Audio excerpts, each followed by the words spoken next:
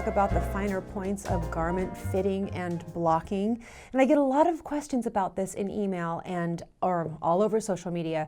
And so I want to put it all together. I put all my thoughts together into a 6-point program for you to do all the necessary steps up before you start knitting the sweater to make sure that you get a good fit in the end. And when I talk about this, I'm mostly talking about wool sweaters or other animal fibers or blends, and I'm not so much talking about cotton or other cellulose fibers or synthetics. If you're knitting with cotton or a synthetic fiber, you can follow most of these steps, but the real fine-tuning on getting a sweater to fit properly really only works with animal fibers. But a lot of it will work, so let's go through it. 6 steps. I will put the 6 steps in the video description field on YouTube as well as on my website, so when you actually start knitting a sweater, you will have those in front of you and you won't miss any of the steps. So the first one is I have them written down too, I will not miss one. The first one is to choose the correct size. And that's kind of a whole other thing. You of course want to pick the correct size, and I have a video on that called Choosing a Sweater Size. Just click the little I in the upper right-hand corner and I'll give you a link to that video because it really explains how to always pick the correct sweater size. And most sweaters are sized from the bust or chest measurement. That is the main measurement that you're going to look at, and any tweaking you want to do will be with the other measurements and not that one. And then the next step you absolutely do not want to miss, and I'm sorry I sound like a broken record, but you need to knit a swatch. You need to knit a swatch using the yarn and needles that you want to use in the sweater, and that's a whole other thing. I'll give you a link to my video called Stellar Swatching. But you definitely want to knit the swatch, wash and block the swatch the same way you will the finished sweater, and then check your gauge. Measure your stitches per inch once the swatch has dried. The reason this is important is that you want to know how the knit up fabric is going to react once it gets wet, because if you don't know, I mean, it's happened to me before where I didn't know that a yarn was going to go completely loosey-goosey crazy once it got wet, and I ended up with a sweater with monkey arms. This is a long time ago, before I started swatching, back when I was a baby practically, but now I know much better. I mean, that was a big lesson learned. You're going to put, 40 to 100 hours in this sweater. We want to get this right. So we have not started knitting.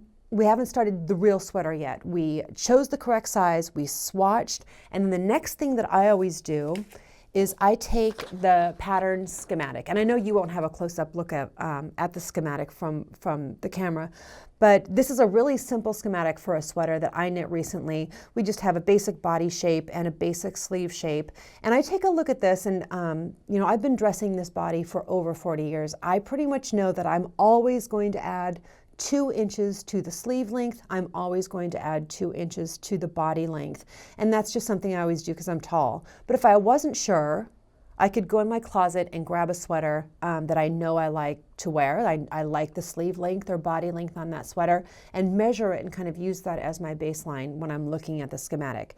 So I take my pen and I write next to the measurement for my size, I write +2, and on the body length +2. And then, anything else that I see that maybe I want to tweak. I'm not doing too much tweaking now.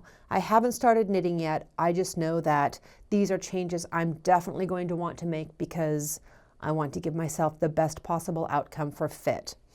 So I've got the schematic change to my little preferences, and then I'm actually going to knit the sweater. You can actually make the sweater at that point. You knit the whole sweater and weave in the ends, but then stop, because there are more things we're going to do. And this is the bit of fine-tuning that doesn't really work with cotton or synthetic sweaters. Take your sweater and measure it again, and you have this schematic thing. Your sweater really should mostly match the schematic if the pattern is written well and if you've stayed engaged the whole time.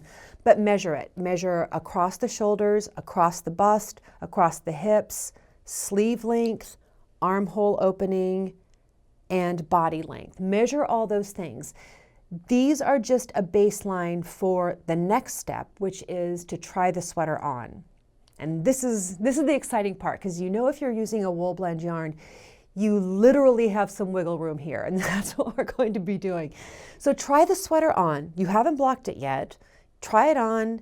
Do the sleeves look good?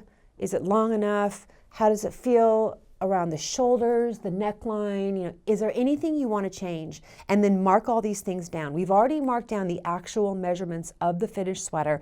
And now you decide, yeah, I'd sure like an inch across the shoulders. I could use a ½ inch more. The neckline feels a little odd to me. Sleeves look good, so mark all this down. Sleeves, good. Neckline, plus 0.5. Shoulders, plus 1.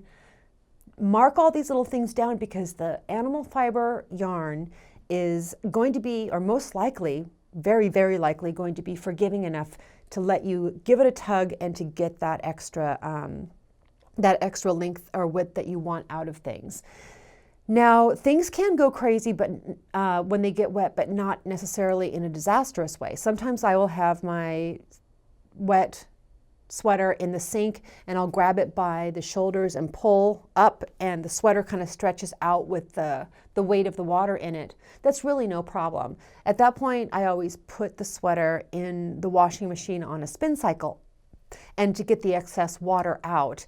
But the act of pulling it up out of the water might have stretched the body and the arms a little bit, and so you'll measure the armhole width and be like, oh, you know, that's half the size it was, and the sleeve is 10 inches longer than it was, and you can just coax that back into shape the way it was. So the sweater is wet, you have these little things, everything you need is all written down here that you got done leading up to this point where the sweater is wet, and you can fine tune these things. So get the sweater all set out and get your tape measure again and coax things into place exactly the way that you've set it out with your notes on the schematic page.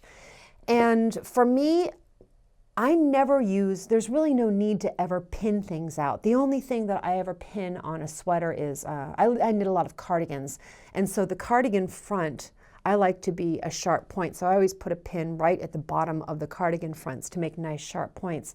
But unless you're knitting a lace sweater, there's no reason to pin anything. Just scooch it out and smooth it out to the measurements where you had it, where you know you want it. And sometimes it takes some time, like especially if the yarn, if you pulled it out of the water and things kind of got stretched, but with time you'll get it all the way it's supposed to be. Okay, so that is the whole process. I'll go over these steps again. Choose the correct size, swatch, make changes that you know you'll want to make on the schematic page, knit the sweater, try it on, mark down the actual measurements of the sweater when you try it on, and then block it and make all the measurements exactly the way you've laid it out for your final sheet. It's a lot of steps. I will put it all in the video description field and on my website for you. And I hope that answers a lot of the questions I get about fitting garments and blocking. Good luck.